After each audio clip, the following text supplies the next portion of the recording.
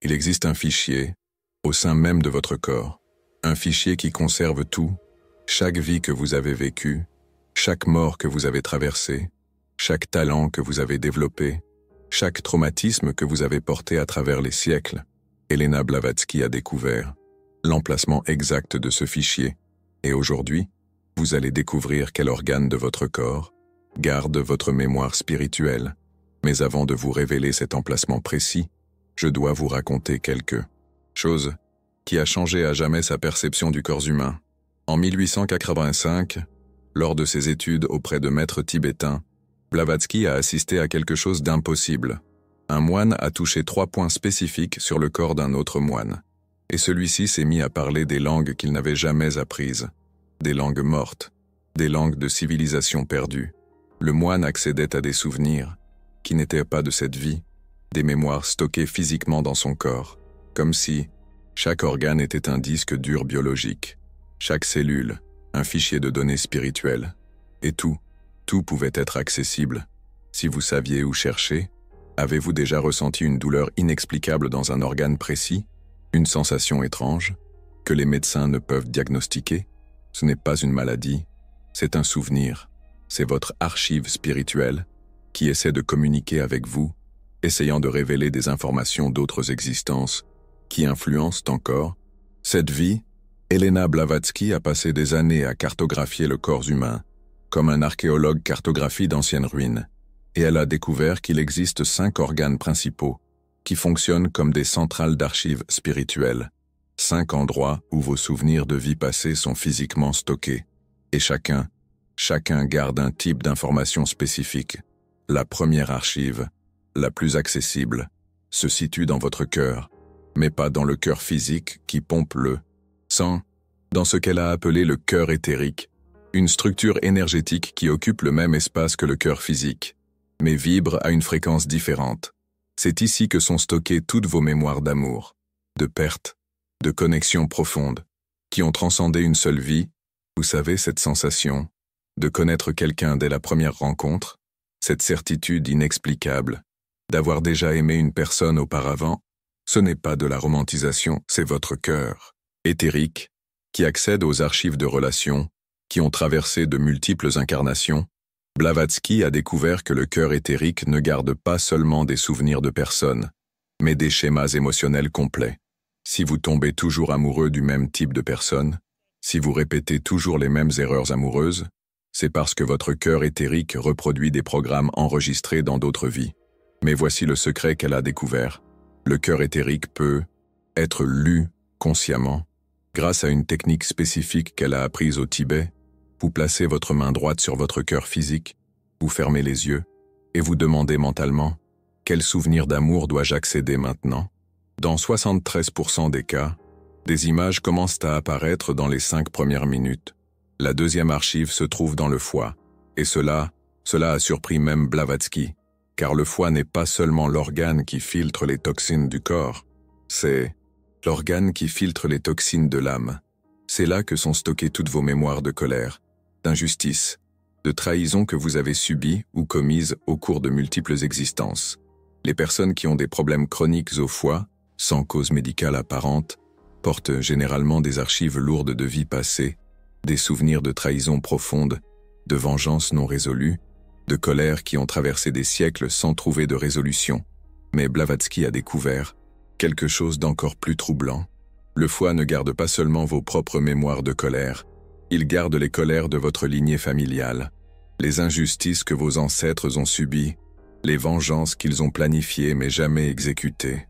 C'est pourquoi certaines personnes naissent avec une colère inexplicable, une révolte qui semble disproportionnée par rapport aux expériences de cette vie. La méthode pour accéder à l'archive du foie est plus complexe, car ces souvenirs sont denses, chargés, potentiellement perturbants. Vous appuyez doucement sur la région du foie avec les 2 mains. Vous respirez profondément pendant 2 minutes. Et ensuite, vous formulez la question. Quelle injustice ancestrale suis-je venu résoudre? Les réponses viennent souvent sous forme de sensations intenses de colère dirigée, comme si vous saviez contre qui ou contre quoi lutter.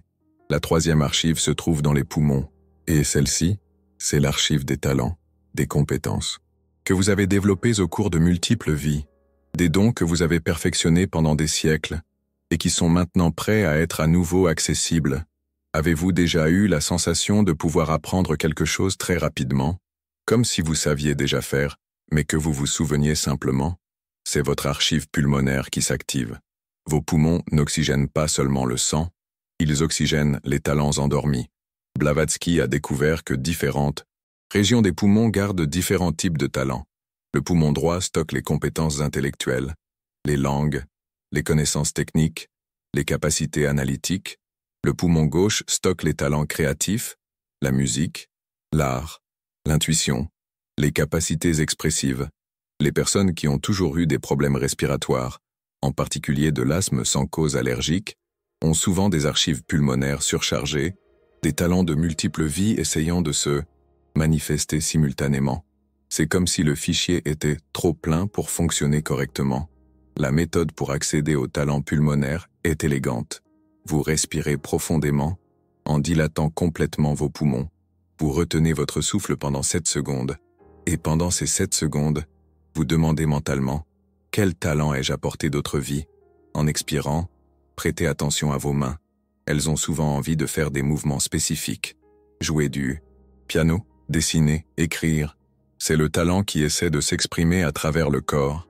La 4e archive, la plus mystérieuse, se trouve dans la gorge, plus précisément dans les cordes vocales.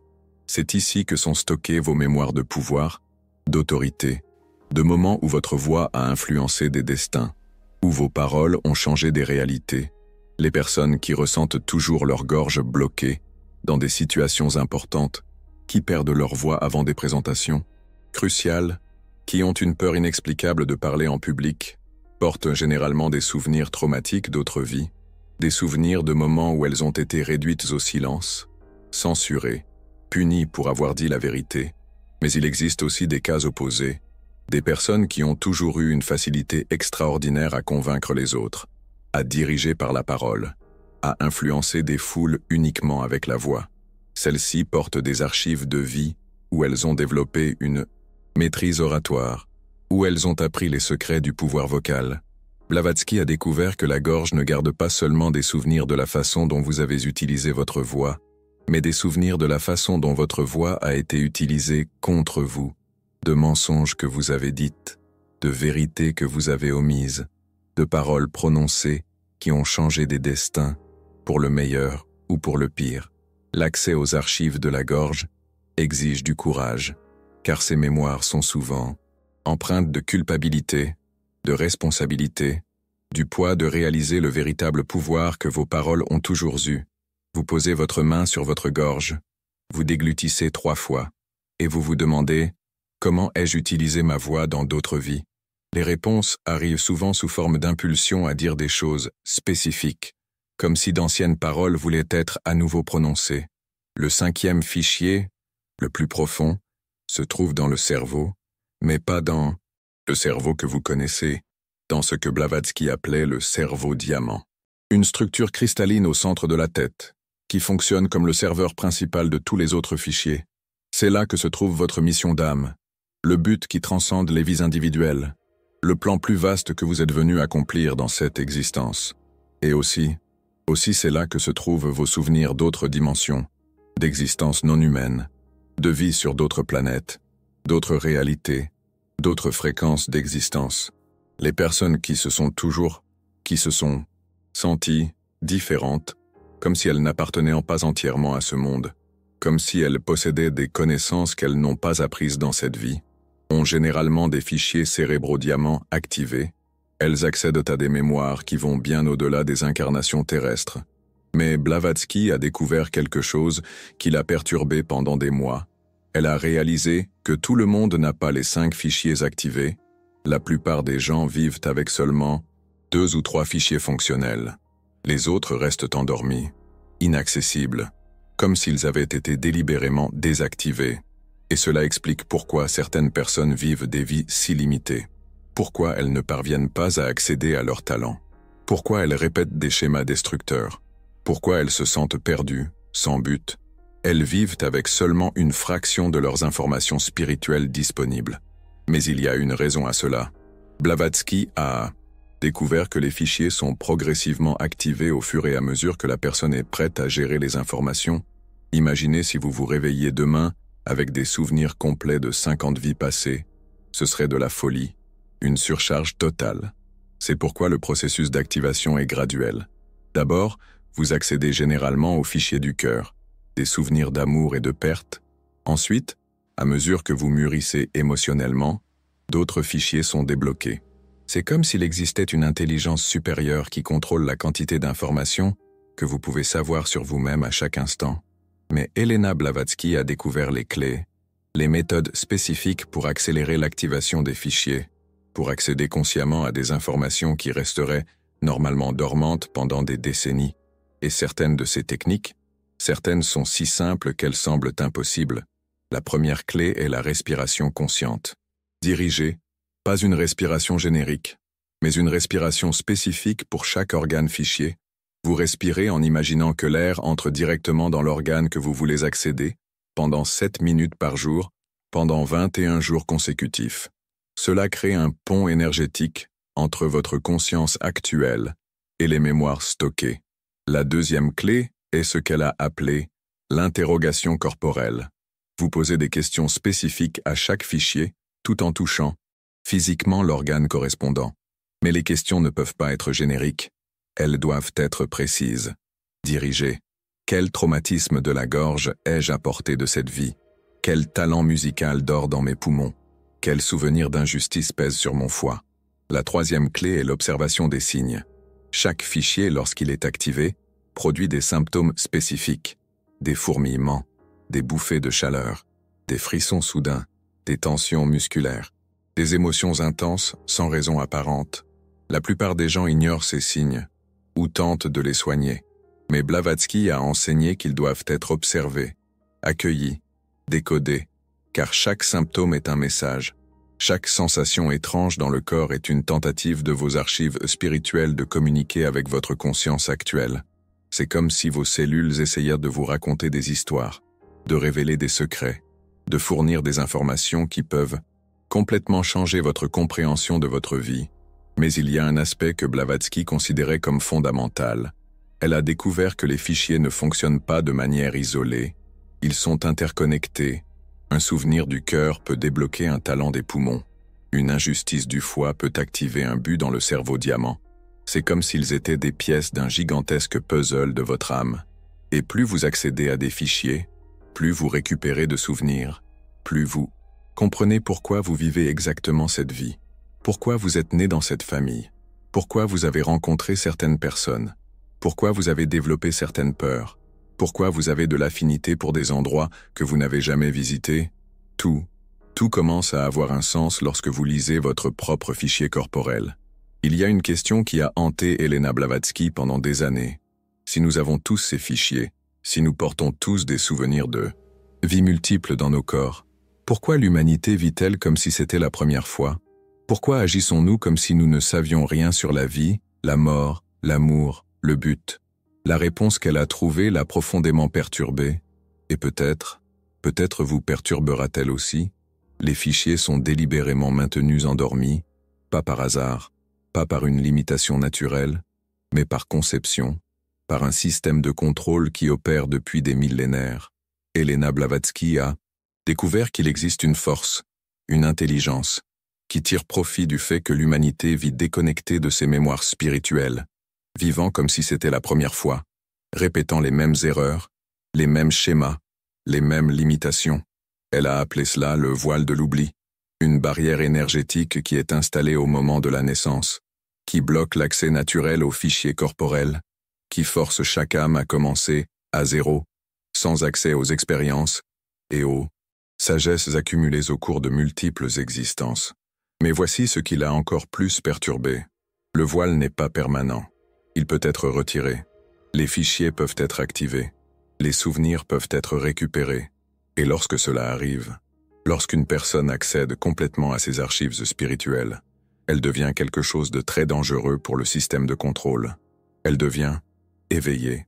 Et c'est pour cela que Blavatsky a été persécuté, non seulement pour avoir révélé les secrets, mais pour avoir enseigné les méthodes, pour avoir donné aux gens les outils pour briser le voile de l'oubli et accéder à leur véritable pouvoir, leur véritable connaissance, leur véritable mission.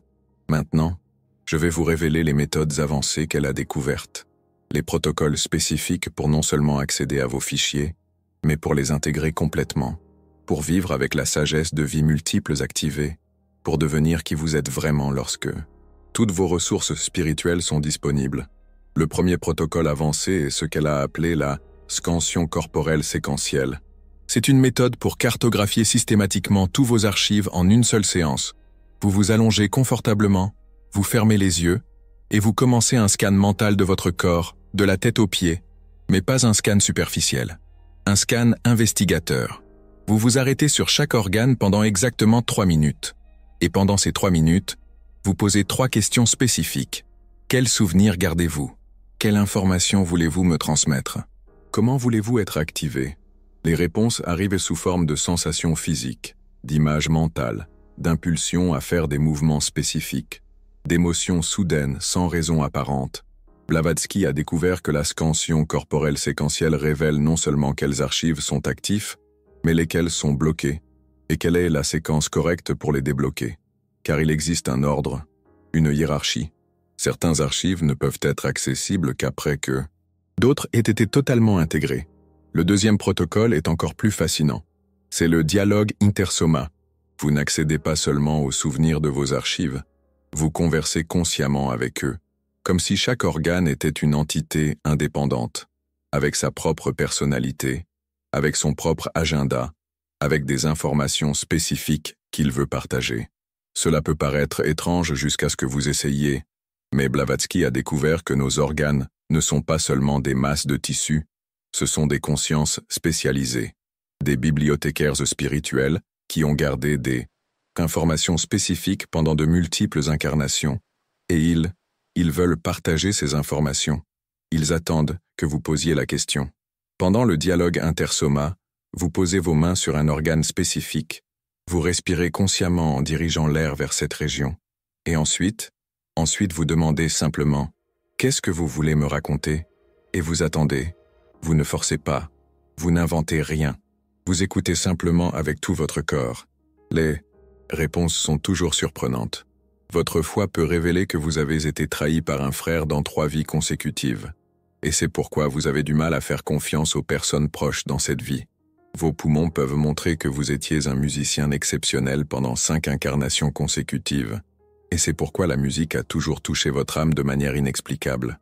Votre cœur peut confesser que vous avez rencontré la même âme dans de multiples vies, parfois comme amant, parfois comme enfant, parfois comme ennemi, mais toujours dans une danse cosmique d'évolution mutuelle. Et cela explique pourquoi certaines personnes engendrent en vous des réactions aussi intenses et immédiates. Le troisième protocole est le plus puissant et le plus dangereux. C'est l'activation simultanée de multiples archives. Au lieu d'accéder à un organe à la fois, vous activez consciemment 2 ou plusieurs simultanément. Cela crée ce que Blavatsky a appelé un croisement de données spirituelles. Imaginez accéder simultanément aux souvenirs d'amour de votre cœur et aux talents de vos poumons. Soudain, vous comprenez que dans de multiples vies, vos plus grands amours étaient connectés à vos plus grands talents, que vous avez toujours aimé des personnes qui, d'une manière ou d'une autre, stimulaient ou inspiraient vos dons. Et cela révèle des schémas qu'une seule vie ne pourrait pas montrer, ou imaginez croiser les souvenirs de pouvoir de votre gorge avec les injustices de votre foi. Vous pourriez découvrir que dans d'autres vies, vous avez utilisé votre voix pour défendre les opprimés, que votre mission a toujours été de parler pour ceux qui n'avaient pas de voix, et que la colère inexplicable que vous ressentez est en fait un appel ancestral à lutter contre les injustices. Mais l'activation simultanée a un prix, elle peut produire une surcharge informationnelle, des émotions trop intenses, des aperçus trop perturbants pour être traités rapidement. C'est pourquoi Blavatsky a développé des protocoles spécifiques de mise à la terre à utiliser après ces séances. La mise à la terre la plus efficace est étonnamment simple. Après une activation intense, vous devez toucher la terre physique pendant au moins 15 minutes. Un jardin, une plage, une forêt, n'importe quel sol naturel. Et pendant que vous touchez la terre, vous visualisez. J'intègre ces informations avec sagesse. J'absorbe seulement ce que je peux traiter maintenant. Le reste attendra le moment opportun. Mais Elena Blavatsky a découvert quelque chose d'encore plus extraordinaire. Elle a réalisé que les gens n'ont pas besoin de faire ce travail seuls, que les archives peuvent être lues par d'autres personnes, qu'il est possible de scanner les organes archives de quelqu'un et d'accéder à ses mémoires spirituelles. Elle a développé ce qu'elle a appelé l'archéologie corporelle assistée. Une technique où une personne expérimentée peut aider une autre à cartographier et à activer ses archives endormies. C'est comme avoir un guide spirituel qui connaît la topographie de vos mémoires internes. Le processus est délicat. La personne s'allonge confortablement. L'archéologue spirituel pose ses mains sur différents organes sans exercer de pression, en touchant simplement légèrement. Et ensuite, il commence à rapporter les sensations, les images, les informations qu'il capte, des archives de l'autre personne. Je sens une profonde tristesse dans votre cœur, comme si vous aviez perdu quelqu'un de très important dans une vie passée, quelqu'un qui a promis de vous retrouver dans cette vie. Je perçois dans vos poumons une capacité musicale endormie, comme si vous étiez un compositeur mort jeune et n'ayant pas eu le temps d'exprimer toute sa créativité. La précision de ces lectures a stupéfié même Blavatsky, comme si les organes voulaient être lus, comme s'il attendait depuis des années quelqu'un qui sache poser les bonnes questions, décoder les bonnes sensations, interpréter les bons signes, mais elle a découvert qu'il existe une règle fondamentale dans l'archéologie corporelle assistée. Il n'est possible de lire les archives de quelqu'un que si cette personne le permet consciemment, qu'elle relâche ses défenses énergétiques, qu'elle invite à l'investigation. Forcer l'accès aux archives d'une personne n'est pas seulement impossible, c'est dangereux. Cela peut créer de graves traumatismes énergétiques. Et cela l'a conduite à une découverte encore plus profonde. Elena Blavatsky a réalisé que les gens gravitent naturellement les uns vers les autres en fonction de leurs archives complémentaires, que les amitiés, les relations, même les inimitiés sont fréquemment des rencontres entre des âmes qui ont des informations qui se complètent. Avez-vous déjà rencontré quelqu'un et immédiatement senti que cette personne vous comprend de manière inexplicable? Probablement que vous avez des archives qui se synchronisent, des souvenirs qui se complètent, des histoires spirituelles qui s'entremêlent à travers de multiples existences. D'un autre côté, les personnes qui engendrent en vous des réactions immédiates d'inconfort ou de rejet peuvent être en train d'activer des archives de conflits non résolus, de trahisons anciennes, de blessures qui transcendent cette vie. Ce n'est pas une chimie inexplicable, c'est de l'archéologie spirituelle en action. Elena Blavatsky a révolutionné sa perception des relations humaines. Chaque rencontre devint une occasion d'investigation mutuelle. Chaque personne croisée, une piste dans ses propres archives spirituelles, une possibilité d'activer des mémoires endormies, d'intégrer des aspects fragmentés de son histoire spirituelle. Elle a développé des techniques spécifiques pour accélérer ce processus, utiliser les relations comme outil d'activation, transformer chaque rencontre significative en séance d'archéologie spirituelle, la technique la plus puissante, la mise en miroir des archives. Face à une personne suscitant des réactions intenses, positives ou négatives, on s'arrête, on respire, et on se demande mentalement « Quel fichier cette personne active-t-elle en moi ?» On observe ensuite quelle région du corps réagit, quel organe se contracte ou se dilate, où l'on ressent chaleur, froid, tension, détente. Cette information est un trésor. Elle révèle non seulement quelles mémoires sont activées, mais aussi quel travail spirituel est nécessaire. Si le foie est sollicité, il y a des questions de colère ou d'injustice à résoudre. Le cœur, des schémas amoureux à comprendre. La gorge, des questions de pouvoir personnel à intégrer. Elena Blavatsky fit une découverte fascinante et inquiétante.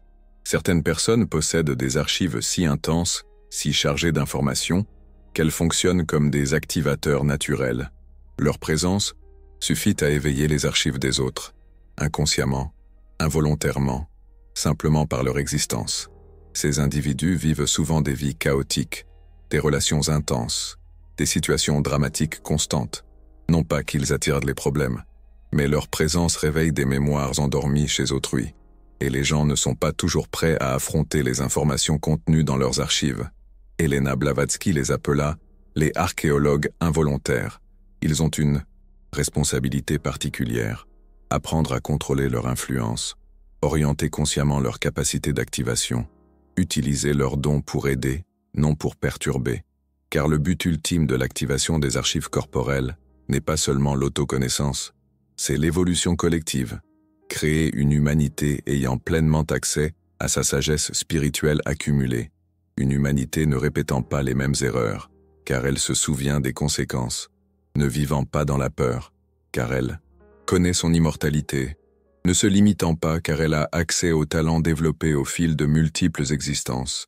Elena Blavatsky a envisagé une époque où le voile de l'oubli serait entièrement levé, où chaque enfant naîtrait avec un accès naturel à ses archives, où l'humanité vivrait comme une civilisation d'êtres éveillés, connectés à leurs histoires spirituelles, conscients de leur mission, empowerés par leurs ressources ancestrales, et elle croyait que cette époque approche. Chaque personne apprenant à lire ses propres archives corporelles contribue au réveil collectif. Chaque activation crée des ondes énergétiques, facilitant l'activation d'autres archives chez d'autres. C'est pourquoi vous accédez à cette connaissance. Pourquoi quelque chose en vous reconnaît ces informations comme vraies? Parce que VOS Archives vous appellent. Elles veulent être lues. Elles attendent que vous ayez le courage d'explorer les mémoires que vous portez en vous. Vos organes sont des bibliothèques spirituelles personnelles, vos tissus des disques durs biologiques, vos cellules des archives de données cosmiques. Et tout est accessible. Il suffit de savoir où chercher, comment poser les questions, et d'avoir le courage d'écouter les réponses. La clé est entre vos mains.